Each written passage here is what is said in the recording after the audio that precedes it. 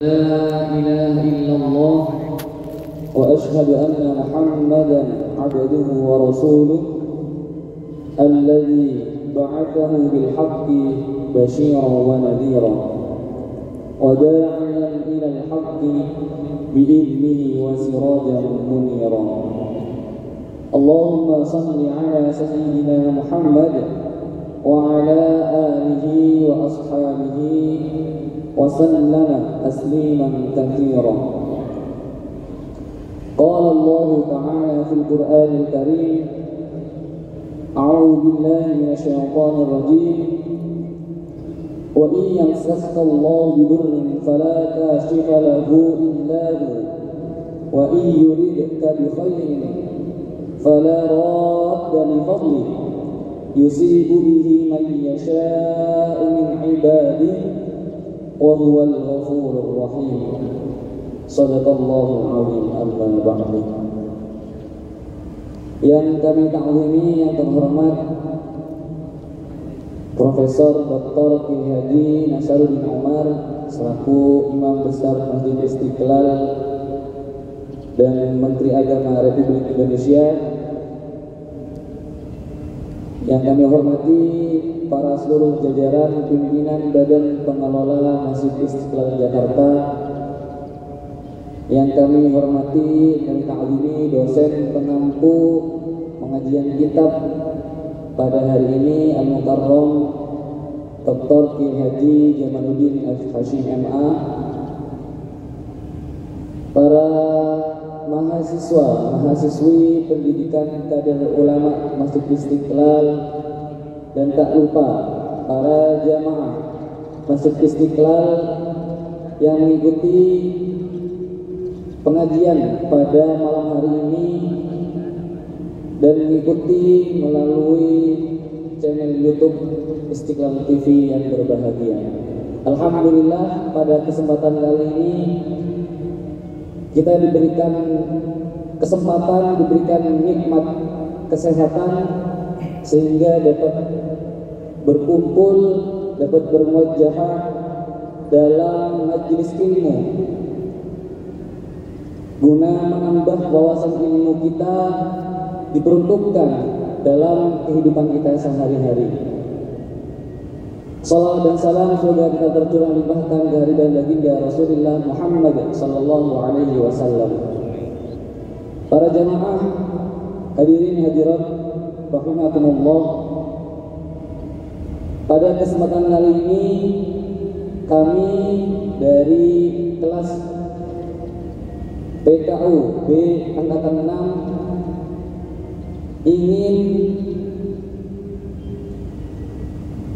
mengkaji kitab Al-Bunyan bi Talabi Tariqil Haq karya Syekh Abdul Qadir Al-Jilani yang pada pekan lalu sudah menjelaskan terkait bagaimana syafaatun Nabi Muhammad SAW.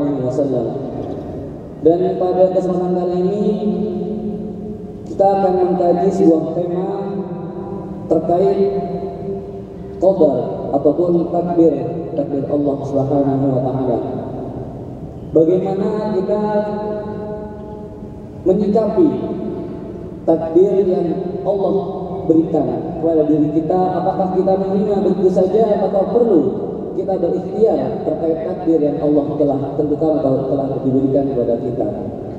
Telah hadir bersama kita para narasumber yang akan memberikan kajiannya terkait kitab ini, yang dalam hal ini akan disampaikan oleh Ustadz Nurul Huda dan Ustadz Zaki Zimmatillah Zulfikar. Kepada beliau disilakan.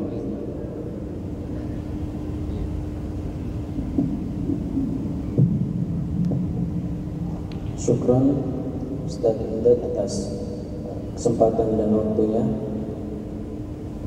Para jamaah hafidhakumullah jami'an, selanjutnya kita akan mengkaji kitab Bunyan, meneruskan kajian pada malam yang lalu, dan sekarang kita akan membahas pasal takdir qadar. Jadi diharapkan jamaah menyimak agar mendapatkan pemahaman yang tam, agar tidak salah paham, kurang paham, ataupun gagal paham. Nah, repot nanti kalau gagal paham. Baik, kita mulai ya. Qala al-mu'allif rahimahullah ta'ala wa nafa'ana bihi wa bi'ulumihi wa amaddana bi asrarihi fid dharain amin ya rabbal alamin. Faslun wa yanbaghi an yu'mina bi khairi qadari wa syarrihi wa hulwil qada'i wa murrihi wa inna ma asabahu lam yakun liyukhti'ahu bil hadari wa ma akhta'a minal asbabi lam yakun liyusibahu bit talabi wa inna jami'a ma kana fi salifid duhuri wal azmani wa ma yakunu ila yaumil ba'thi wan nusyuri bi qada'illahi wa qadarihil maqduri wa annahu la mahisa li makhluqin minal qadaril maqduri alladhi khutta fil lawhil masturi. Seseorang hendaknya beriman kepada takdir Allah, baik yang berupa takdir baik maupun yang buruk, yang manis maupun yang pahit. Dan hendaklah ia yakin bahwa apa yang menimpanya tidak mungkin meleset darinya meskipun ia berhati-hati, dan apa yang luput darinya dari sebab-sebab tidak akan mengenainya meskipun ia mencarinya. Segala yang telah terjadi pada masa-masa dahulu dan zaman-zaman yang lampau, serta yang akan terjadi hingga hari kebangkitan dan pembalasan, semuanya terjadi karena keputusan dan takdir Allah yang telah ditentukan. Tidak ada jalan keluar bagi makhluk dari takdir yang telah ditentukan, yang telah tertulis di Lauhul Mahfuz. Jadi, apapun kejadian, apapun yang kita alami, itu semuanya adalah takdir dari Allah, ketetapan dari Allah.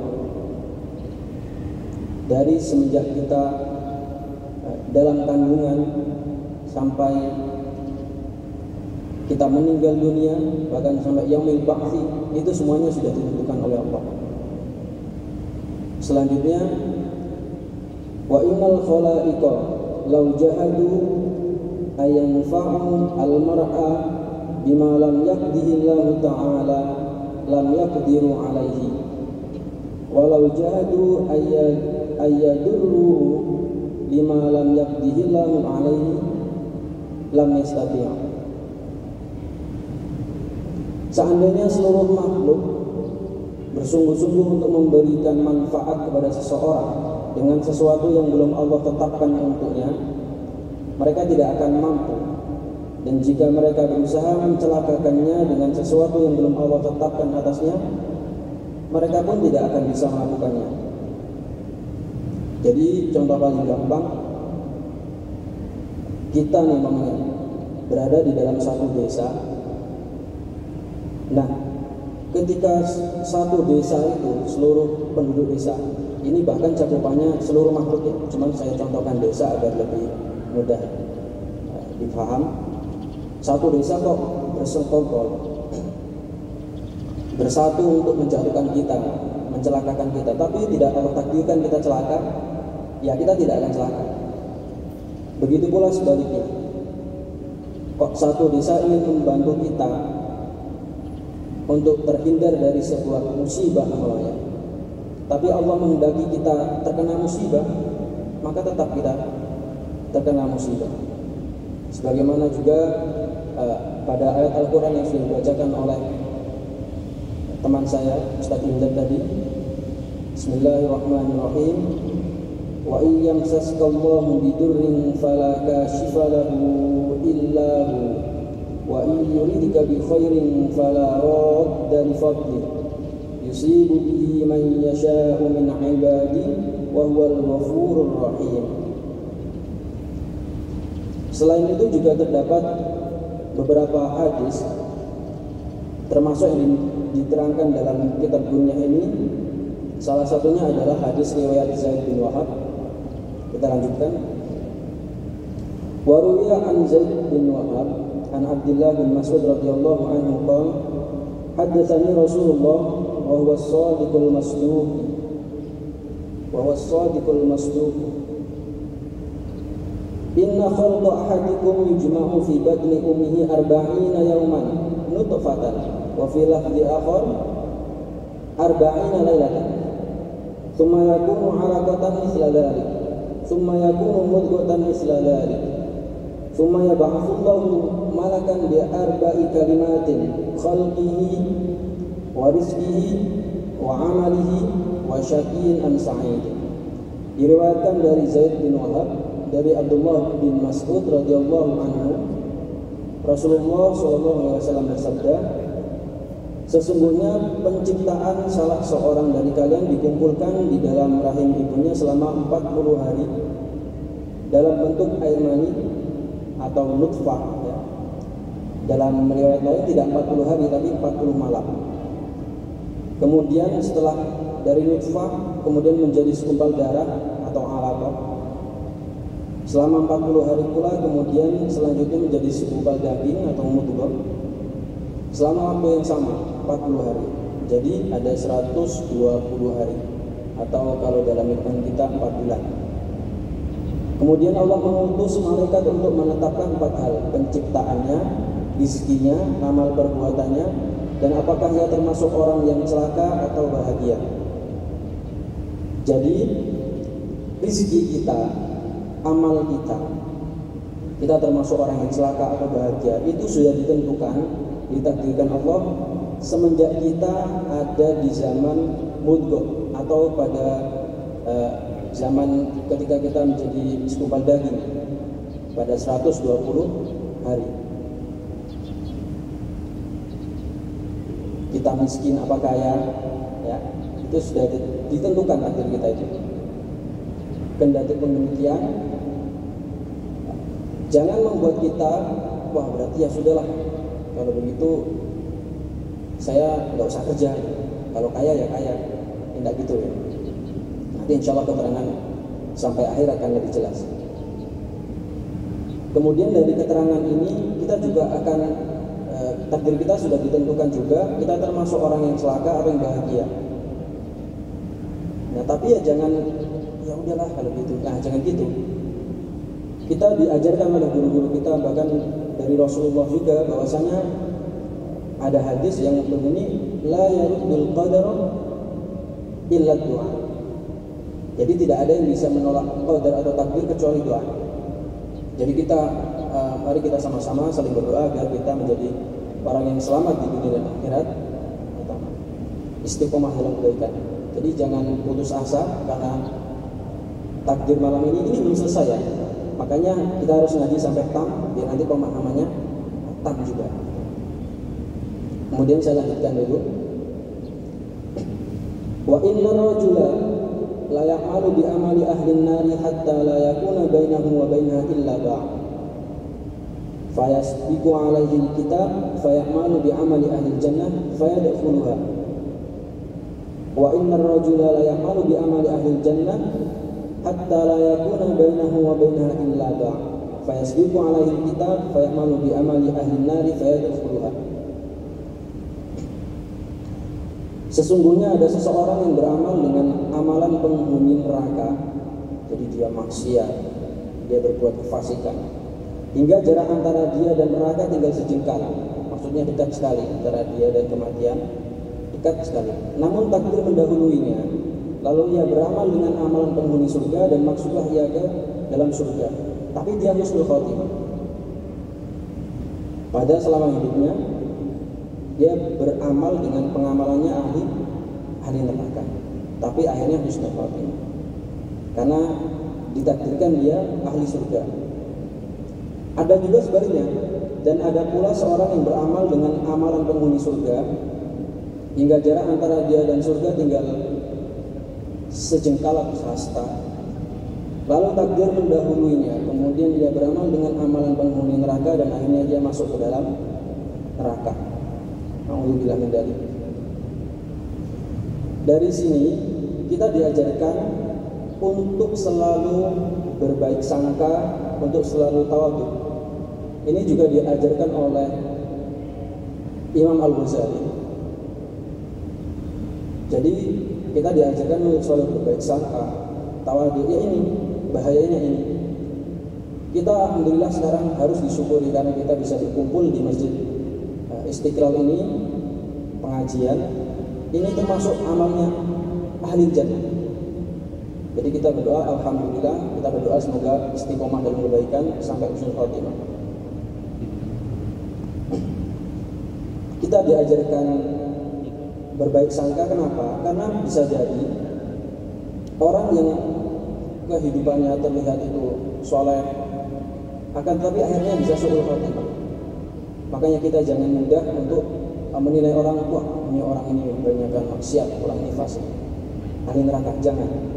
Kita diajarkan Imam Ghazali gimana? Kalau kita bertemu dengan orang yang lebih tua, maka kita katakan dalam hati kita, oh beliau ini lebih tua, tentu amal baiknya lebih banyak daripada saya. Kalau kita bertemu dengan yang lebih muda, kita katakan pada diri kita, wah ini anak masih muda, masih kecil, umurnya masih suci daripada saya. Saya yang sudah dewasa tentu perbuatan dosa lebih banyak, sedangkan dia masih suci. Jadi nggak ada buruk sangka, kita tetap tawadhu. Kemudian kita bertemu dengan orang awam, wah orang awam ini mungkin ketika melakukan maksiat, dia melakukan maksiat karena dia tidak tahu. Sedangkan kita yang sudah ngaji seperti ini melakukan maksiat dengan ilmu kita, ini dosanya tentu lebih dahsyat gampangannya gitu ya. Kemudian ketika kita bertemu dengan orang kafir atau orang fasik, kita diajarkan untuk tidak menghina. Karena apa? Mungkin bisa jadi ketika kita melihat orang kafir sekarang, itu bisa jadi dia akan mendapatkan hidayah, mendapatkan husnul khotimah. Dan na'udzubillah, semoga kita terlindung. Kita yang sekarang mungkin dalam kebaikan, nanti bisa surat na'udzubillah ma'adullah. Selanjutnya akan dibahas oleh saudara saya Ustaz Zaki. Biar lebih tamam ya, kepada beliau disilahkan. Ya, baik, bismillahirrahmanirrahim. Terima kasih Mas Ustaz sudah. Baiklah Bapak Ibu jemaah salat maghrib Masjid Istiqlal, ya, insyaallah dirahmati Allah. Saya lanjutkan yang bagaimana kemudian konsep takdir. Ya, apakah sudah disindir ya tadi sama Mas Ustaz sudah, apakah kemudian kita hanya menerima takdir saja atau kita itu bisa kita punya potensi untuk berusaha bagaimana menentukan ketetapan yang ada di dalam hidup kita itu bisa lebih baik. Baik, saya teruskan. Bismillahirrahmanirrahim. Wa bismillahirrahmanirrahim ta'ala wa nafa'na bihi wa 'ulumihi fid din wad dunya wal akhirah. Amin. Wa nashhadu Urwah an abihi an Aisyah radhiyallahu anha an Rasulullah sallallahu alaihi wasallam. Ada pada suatu hadis Bapak Ibu yang diriwayatkan oleh Sayyidatuna Aisyah radhiyallahu anha, Rasulullah sallallahu alaihi wasallam bersabda, "Innar rajula la ya'malu 'amala ahlal jannah, 'amala ahlal jannah, 'amala ahlil jannah, wa innahu la maktubun fil kitab, innahu min ahlillah. Fa idza kana 'inda mautihi tahawwala fa ya'malu 'amala ahlillah." Jadi dikisahkan Nabi itu mengatakan begini Bapak Ibu. Ada orang yang selama hidupnya itu seolah-olah melakukan hal-hal yang buruk, hal-hal yang negatif, hal-hal yang dianggap sebagai amalan-amalannya ahli neraka. Namun di takdir Allah, di Lauhul Mahfuz, beliau dituliskan sebagai orang yang ahli surga. Maka dengan izin Allah pasti nanti sebelum kematiannya dia akan melakukan amal-amal yang berbau amal-amal surga. Ya, makanya dulu kan ada ya kitab di dalam hadis Sahihaini juga diriwayatkan dari Abi Hurairah. Jadi dahulu ceritanya Bapak Ibu ada seekor anjing. Ya, ada seekor anjing yang kehausan. Dia udah muter-muter di sumur, nggak bisa ngambil air yang ada di sumur. Kemudian datang seorang wanita dari Bani Israel, ya, mohon maaf wanita-wanita yang mungkin bisa dikatakan yang negatif begitu ya. Tapi beliau dibukakan itu mata hatinya, dia ngambil sepatu milik dirinya, kemudian mengambilkan air dari sumur tersebut dan dikasihkan kepada anjing tersebut. Dari sini Bapak Ibu, dan Rasulullah mengatakan faghfira laha. Jadi dosa-dosa yang dilakukan oleh si wanita tersebut diampuni oleh Allah Subhanahu wa taala. Jadi dari sini kita bisa melihat ya, bagaimana kita jangan pernah putus harapan dengan apa yang sudah terjadi dahulu-dahulu. Mungkin, sangat mungkin dan tidak akan mustahil kita tidak pernah melakukan hal-hal yang negatif. Jadi kita tetap berhusnuzon bahwa Allah pasti mengampuni dosa-dosa kita. Kemudian saya lanjutkan ya Bapak dulu. Sebaliknya, wa inna ar-rajula la ya'malu bi 'amali ahli an-nar wa innahu la maktubun fil kitabi annahu min ahli al-jannah. Fa idza kana qabla mautihi 'amila bi 'amali ahli al-jannah. Fa mata fa dakhala al-jannah. Jadi ada yang sebaliknya. Selama hidupnya dia beramal amalan-amalannya ahli surga, ya Bapak Ibu. Tapi kemudian ketika ditakdirkan oleh Allah menjadi ahli nar, maka dilalahnya tiba-tiba saja sebelum kematiannya dia akan melakukan hal-hal yang tidak baik. Ya, tapi kasus seperti ini yang Ibu yang sebaliknya ya, yang dulunya baik kemudian jadi tidak baik itu hanya sedikit. Ya, ini juga disebutkan dalam kitab Al-Majalis As-Saniyah, di mana ini merupakan kitab syarah Arba'in Nawawi. Disebutkan di antara bentuk kasih sayang Allah Subhanahu wa taala adalah bagaimana Allah itu memberikan hidayah. Allah itu memberikan perubahan yang signifikan dari orang tersebut yang tadinya melakukan amal-amal yang negatif berubah menjadi amal-amal yang positif. Makanya kan kita sekarang sering mendengar ya artis-artis banyak yang hijrah. Banyak istilah, ayo hijrah. Hijrah itu kan artinya berpindah dari keadaan yang sebelumnya mereka anggap itu sesuatu yang kurang baik, berpindah bagaimana ya kita itu menjadi orang yang lebih baik. Itu termasuk dari keluasan bukti kasih sayang Allah, dan itu sudah terjadi fenomenanya dan lebih banyak daripada yang sebaliknya. Baik, ya, saya lanjutkan dari hadis selanjutnya.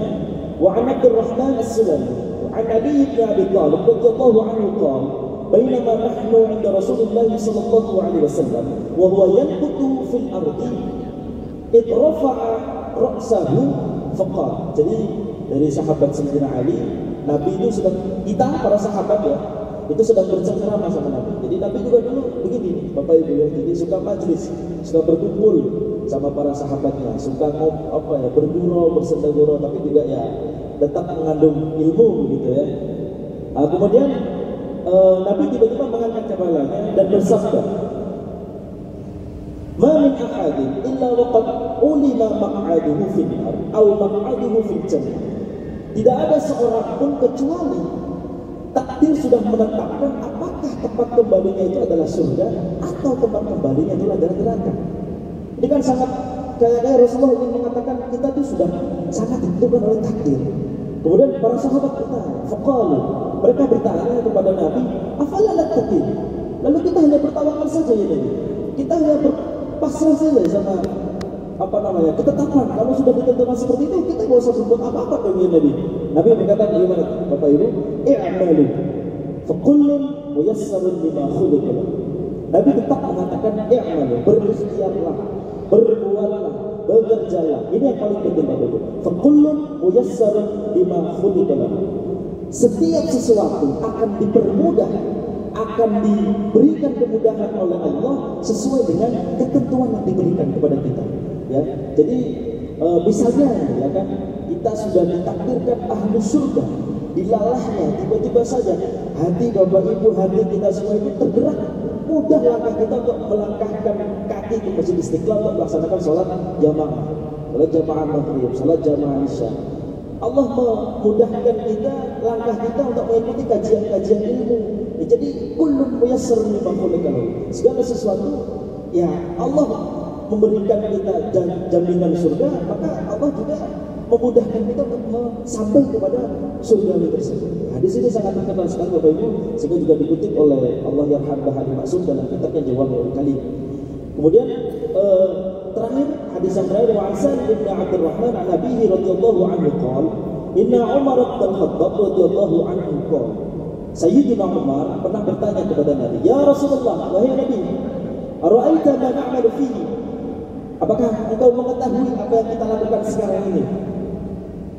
Asyai'un qad khuliqa minhu aw syai'un mubtada'un aw mubtada'un? Apakah ini amal yang sudah ditentukan atau amal yang baru saja akan ditentukan untuk akhir kita? Maka jawaban Nabi bagaimana? Qala Rasulullah sallallahu alaihi wasallam, qad furiqa minhu.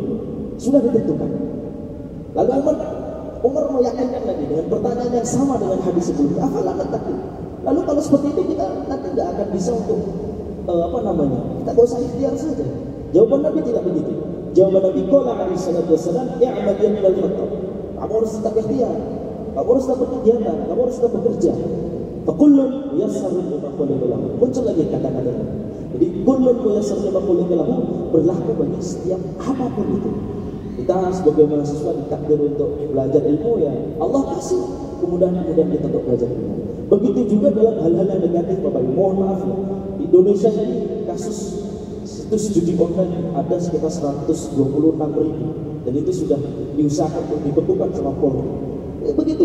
Kalau orang sudah ditakdir Allah untuk ingin melakukan judi online, ya dilelah saja Allah kasih kemudahan. Ya, istidraj sebenarnya, sinyalnya ada, modalnya ada, dilelah dikasih jackpot dan lain sebagainya. Jadi seolah-olah itu adalah perbuatan yang negatif. Ya, kita kalau sudah ditakdir untuk amal ahli neraka, kita dimudahkan di sana. Apakah kita bisa berubahnya? Bisa. Makanya Nabi Nabi mengatakan, amal. Ayo kita pantaskan diri kita pantaskan diri ini untuk melakukan amal-amal yang memang pantas disebut sebagai amalnya ahli surga. Sehingga kita akan kalau istilahnya di kita itu wafat dengan keadaan yang husnul khotimah, dalam keadaan yang Allah ridho dengan kita dan kita pantas untuk mendapatkan amalan surga melalui amalan-amalan kita. Dan yang terakhir, man kana min ahli sa'adah fay'amalu bis-sa'adah wa man kana min ahli syaqawah fay'amalu bis-syaqawah. Orang kalau sudah ditakdir dia itu hidupnya bahagia, dia itu hidupnya akan dikasih surga, fay'amalu bis-sa'adah, akan pantas dirinya melakukan hal-hal yang baik, akan pantas dirinya melakukan hal-hal yang disebut sebagai amalan ahli surga. Sebaliknya, wa man kana min ahli syaqawah fay'amalu bis-syaqawah. Orang yang termasuk min ahli syaqawah, orang yang termasuk min ahli amalan-amalan yang tidak baik itu, maka ya fay'amalu bis-syaqawah, dia akan mudah untuk melakukan hal-hal yang sebenarnya itu adalah sebuah kemaksiatan kepada Allah Subhanahu wa taala. Demikian Bapak Ibu, jadi pada intinya adalah tetap harus fastabiqul khairat, tetap harus berlomba-lomba dalam kebaikan. Karena kalau kata guru saya Pak Haji Zaki Muhammad Rasulullah di Rapia itu, bagaimana kita itu bisa menjadi soleh, bagaimana kita itu bisa menjadi soleh itu pantas. Gimana kita bisa pantas untuk mendapatkan surganya Allah? Maka lakukan amal-amal surga. Begitu Bapak Ibu yang bisa saya sampaikan. Semoga sedikit banyaknya bisa bermanfaat. Saya kembalikan kepada moderator. Alhamdulillah, terima kasih kepada Ustaz Nurul Huda dan Ustaz Zaki Zimatil Zulfikar. Di sini sedikit ingin kami simpulkan apa-apa saja yang telah disampaikan tadi. Terdapat beberapa hal yang perlu mendapatkan atensi lebih ataupun perhatian lebih untuk kita, bagaimana melihat sebuah takdir itu bukan suatu hal yang lalu kita ikut saja seperti arus, namun ada hal-hal yang perlu diperhatikan. Yang pertama, kita perlu introspeksi pada diri kita, apakah untuk takdir yang sudah kita tetapkan atau kita jalani saat ini itu tidak serta-merta kita hanya bertawakal saja. Perlunya tadi disampaikan bahwasanya i'malu, ya, dua hadis yang sama redaksinya, Rasulullah memberikan redaksi yang malu untuk kita beramal, entah itu apapun profesi kita, pekerjaan kita, untuk terus untuk beramal atau bekerja dan sebagainya. Lalu kita tidak, yang kedua, kita tidak mudah untuk memberikan tanggapan atau menjudge seseorang. Ya, jadi pentingnya kita selalu berhusnuzon kepada orang lain yang ada di sekitar kita. Meskipun kita bisa dibilang sudah beramal jannah tadi, sudah beramal baik, kita melihat seorang yang tidak beramal seperti kita, namun alangkah baiknya ketika yang husnuzon kita kedepankan itu lebih baik dan mendapatkan ibrah atau pelajaran untuk kita selalu berfastabiqul khairat. Jadi terdapat tiga hal yang tadi disampaikan untuk terkait takdir ini. Tentunya yang pertama adalah ikhtiar kita. Kita harus selalu mengencangkan ataupun memberikan dominasi kepada ikhtiar kita semaksimal mungkin. Yang pada akhirnya yang kedua adalah bertawakal. kita serahkan diri kepada Allah Subhanahu wa taala terkait takdir yang sudah ditetapkan kepada kita dengan ikhtiar yang tadi sudah dimaksimalkan, lalu kita tawakalkan kepada Allah Subhanahu wa taala. Yang terakhir tentu tadi disebutkan bahwasanya takdir itu juga tergantung pada doa kita. Ya, jadi doa sebagai akhir untuk kita beramal, kencangkan juga doa-doa kita semoga Allah memberikan hal-hal baik, hal-hal ahlul jannah, hal-hal positif kepada diri kita semuanya. Mungkin itu Bapak Ibu semuanya yang dapat sedikit kami sampaikan. Mohon maaf bila mana terdapat hal-hal yang kurang dapat diterima ataupun banyak kesalahan baik dari sikap ataupun dari ucap kita. Mungkin itu saja yang dapat kami sampaikan. Kurang lebihnya mohon maaf. Wallahul musta'an wa huwa waliyut taufiq. Wassalamualaikum warahmatullahi wabarakatuh.